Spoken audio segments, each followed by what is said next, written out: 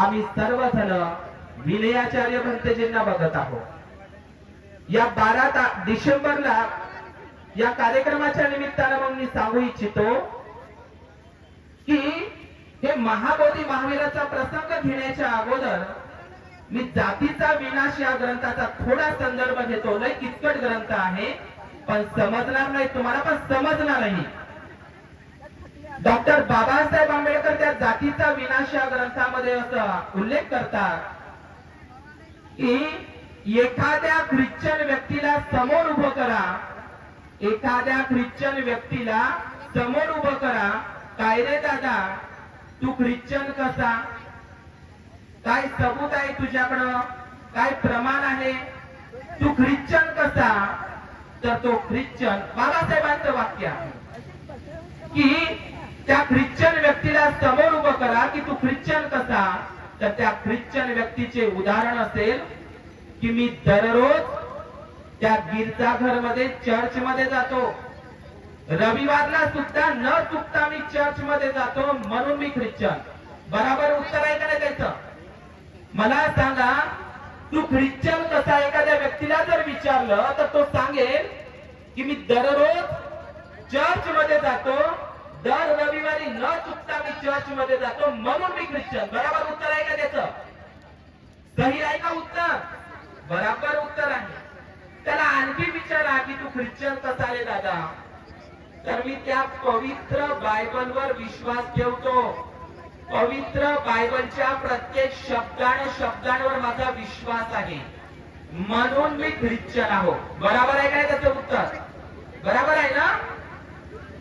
आणखी दादा सांग तुझं काय प्रमाण आहे त्या ख्रिश्चन असल्याचं, तर तो ख्रिश्चन बांधव उत्तर देईल की मी फक्त येशू ख्रिस्ताला, त्या जीससलाच मानतो, येशू ख्रिस्ताशिवाय अन्य कुणालाही मानत नाही। हे त्याचे 3 उत्तर असेल आणि हे 3ही उत्तर त्याची बराबर आहे, बिनचूक आहे। लक्षात घ्या, डॉक्टर बाबासाहेब आंबेडकर पुन्हा असं म्हणतात त्या जातीचा विनाश या ग्रंथात, हो हो बघा बघा चिठ्ठी आली,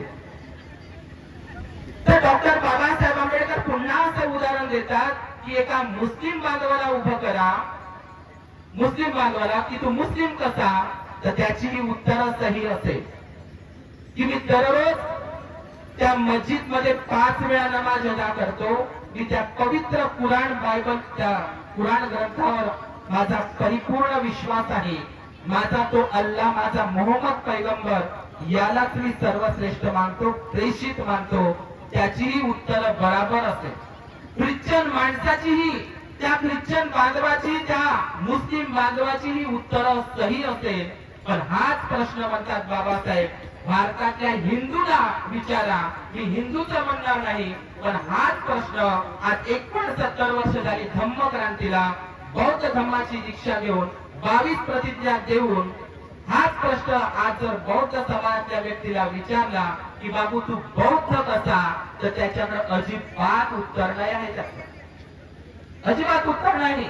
आमचा बौद्ध माणूस त्या गिरटच्या दर्ग्यालाही जातो, आमचा बौद्ध माणूस नागपूरच्या त्या ताजुद्दीन बाबाकडेही जातो, आमचा बौद्ध माणूस त्या उघड्या नागड्या वित्तू बाबाकडेही जातो, आणि आमचा अमरावतीचा तो गुला बाबाकडेही जातो। काय बाबासाहेबांच्या 22 प्रतिज्ञा आपण फॉलो करत आहोत? मला असं ऐकण्यात आलं की बाबासाहेबांना या भंडाऱ्यामधून पराभव करत असताना सर्वात जास्त धम्मदीक्षा घेणारे लोक मात्र भंडाऱ्यातले, या भंडाऱ्यामधूनच सर्वाधिक धम्मदीक्षेनंतर भिक्खू निर्माण झाले। सदानंद भंतेंचं नाव माहित आहे आपल्याला सर्वांना, खूप मोठा त्यांचा संघर्ष आहे, त्याग आहे केळझरसाठी। मी जाता जाता 5 मिनिटं म्हणून असं बोलतो आणि या ठिकाणी थांबतो। नारद पुराणामध्ये एक गोष्ट आहे, नारद पुराणामध्ये कोणती गोष्ट? जंगलामध्ये जर एखादा व्यक्ती धावत असेल, बुद्धाची कशी बदनामी केलेली आहे, कशी बदनामी केलेली आहे, कशी विटंबना केलेली आहे, त्या नारद पुराणामध्ये आणि त्या गरुड पुराणामध्ये अशी बदनामी केलेली आहे की एखादा व्यक्ती जर जंगलात चालत असेल आणि त्या जंगलात एकट्याच चालत असणाऱ्या त्या व्यक्तीच्या मागे जर पिसाळलेला हत्ती मागे लागला असेल, समजलं तुम्हाला काय लेवल आहे?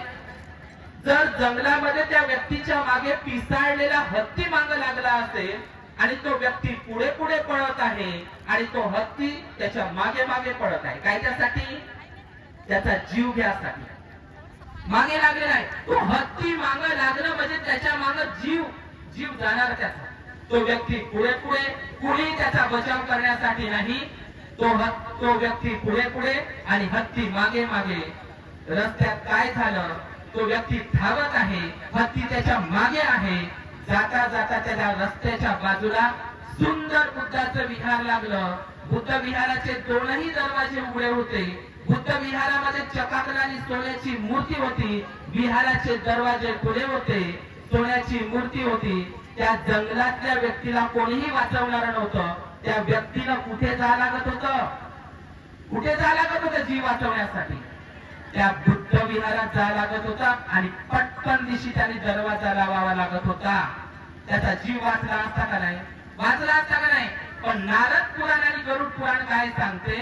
तुम्ही जंगलामध्ये सुद्धा असताना तुमच्या मागे जरी हत्ती लागला, हत्तीच्या पायानं मरण कबूल करायचं, पण बुद्ध विहारात पाय ठेवायचा नाही. बुद्धाचं तोंड पाहायचं नाही, तर भंतेजीचं तोंड पाहतील का? ते पाहतील का? म्हणून महाबोधी महावीराची बदनामी तीच होती की ते बोधी वृक्षाच्या झाडावर भूत राहते. भूत, माझी आई सांगायची भूत राहते, पण नंतर मला माहित पडलं का तिथं बुद्ध राहते. आणि त्या महाबोधी महाविहारामध्ये बुद्धाचं तोंड पाहणं पाप समजलं जातं, तर बौद्ध भिक्खूंचं तोंड पाहणं समजू शकतात. आज महाबोधी महाविहार म्हणजे हे संपवलं माझं. आज डॉक्टर बाबासाहेब आंबेडकरांना सांगावं लागलं 22 प्रतिज्ञेमध्ये. कोणीच हिंमत केली नाही आजपर्यंत सांगण्याची. बाबासाहेबांनी केली ते 22 प्रतिज्ञेमध्ये. कोणती? बुद्ध हा विष्णूचा 9वा अवतार अजिबात नाही. हा खोटा आणि खोडसाळ प्रचार होय. पण पुन्हाही मात्र बाबासाहेब म्हणतात विष्णूचा 9वा अवतार नाही. आणि काही लोक पुन्हाही प्रतिक्रांतीच्या रूपामध्ये बुद्ध हा विष्णूचा 9वा अवतार आहे म्हणून प्रचारित करतात. मी अनेक माझ्या ओबीसी बांधवांना, आदिवासी बांधवांना विचारतो, बुद्धाचा अवतार म्हणजे विष्णूचे अवतार तर अनेक आहे. विष्णूचा अवतार तर रामही आहे, विष्णूचा अवतार तर कृष्णही आहे, विष्णूचा अवतार तर नरसिंह परशुराम आहे, विष्णूचा अवतार कल्की आहे. या विष्णूच्या सर्वच अवताराची तुम्ही पूजा करता, देवघरात त्याचा फोटो ठेवता, मूर्ती ठेवता, मानतो थोड्या वेळासाठी. बुद्ध हा विष्णूचा 9वा अवतार आहे, मग तुमच्या देवघरामध्ये बुद्धाची मूर्ती का नाही आहे? आमच्या ओबीसी बांधवांच्या घरी, आमच्या आदिवासी बांधवांच्या घरी ती बुद्धाची मूर्ती का नाही आहे? हा प्रचार आणि प्रसार फक्त भारतातच केला, कारण विष्णू भारतातला, 33 कोटी भारतातले. बाबासाहेबांना 22 प्रतिज्ञेची गरज भारतातल्याच लोकांसाठी आहे. त्या 22 प्रतिज्ञेचं पालन करणाराच खरा बुद्धिस्ट समाज आहे. याचं नाव आहे बघा, बुद्धिस्ट समाज. बुद्धिस्ट समाज आहे, बुद्धिस्ट समाज संघर्ष समिती. तर बुद्धिस्ट समाज कोण आहे? जो 22 प्रतिज्ञेला फॉलो करतो. एका प्रतिज्ञेचं काही लोक एवढी 22 प्रतिज्ञा कुठं राहिल्या? अरे 22 प्रतिज्ञेमध्ये पंचशील आहे, 22 प्रतिज्ञेमध्ये अष्टांग मार्ग आहे, 22 प्रतिज्ञेमध्ये 10 पारामिता आहे, 22 प्रतिज्ञेमध्ये मानवी मूल्य आहे. या 22 प्रतिज्ञाचा जो फॉलो करतो तोच खरा बुद्धिस्ट समाज आहे. लाखांदूरच्या लोकांना मी सांगत आहोत, परिसरातल्या. हा बुद्ध विष्णूचा अवतार म्हणून आमचे काही भिक्खू लोक थायलंडला जातात, श्रीलंकेला जातात, ब्रह्मदेशला जातात, अनेक बौद्ध राष्ट्रामध्ये जातात. त्यांना विचारतात, काहीजी तुमच्या देशातला बुद्ध विष्णूचा 9वा अवतार आहे का?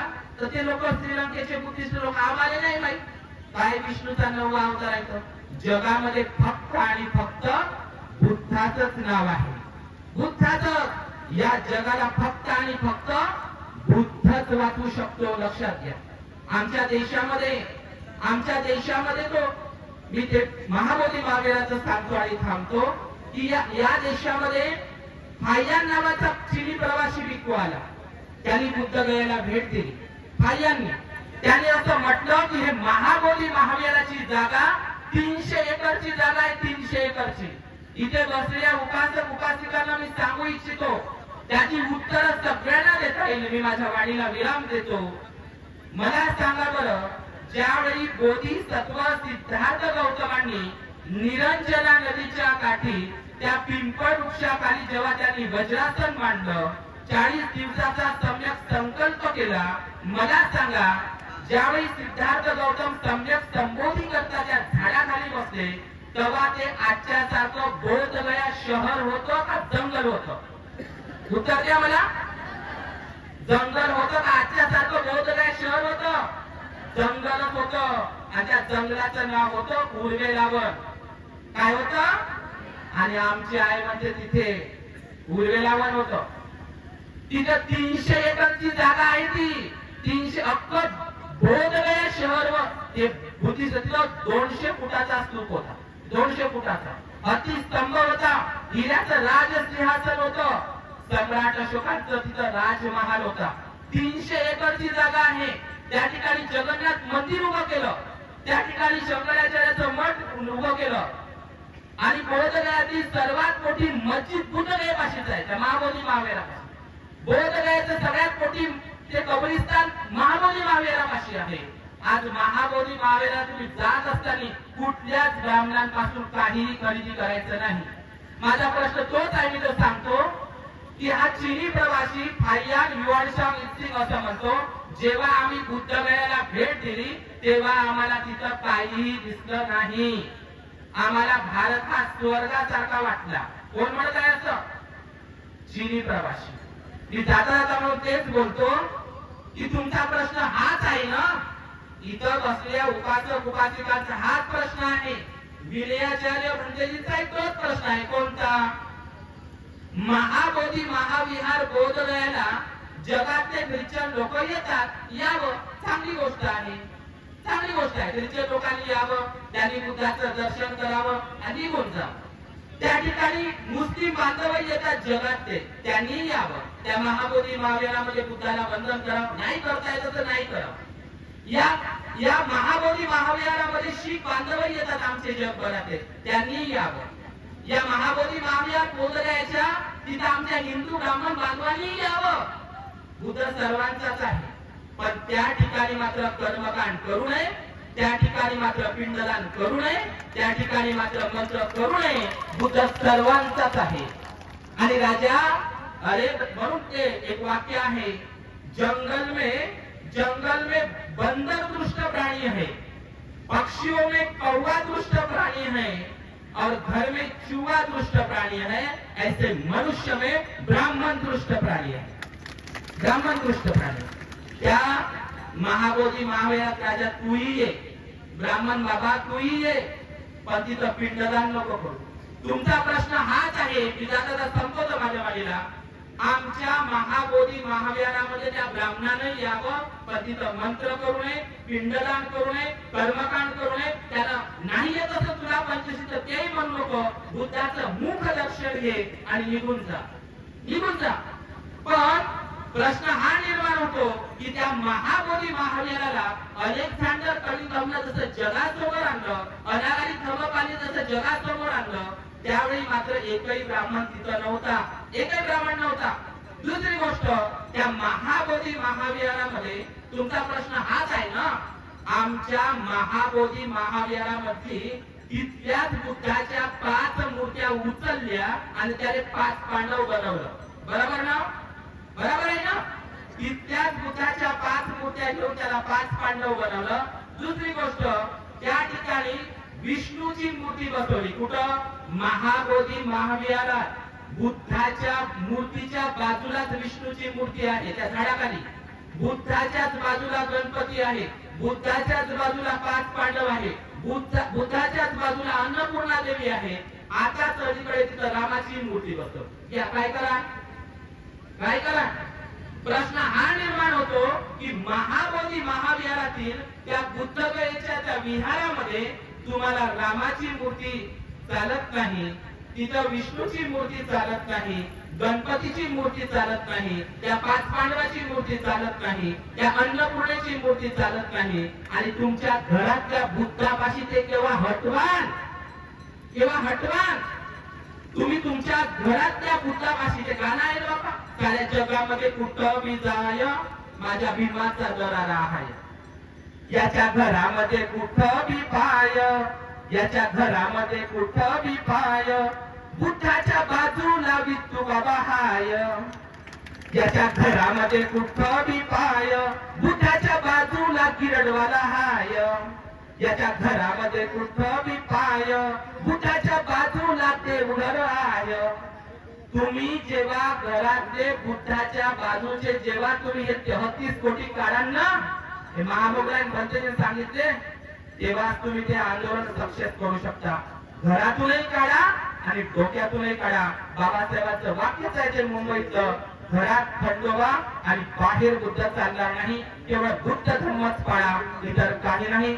बौद्ध धर्माने जगाचं कल्याण होतं, बौद्ध धर्म त्या जगाला चालू शकतो. हा प्रचंड बुद्ध धर्म बाबासाहेबांनी आपल्याला दिलेला आहे.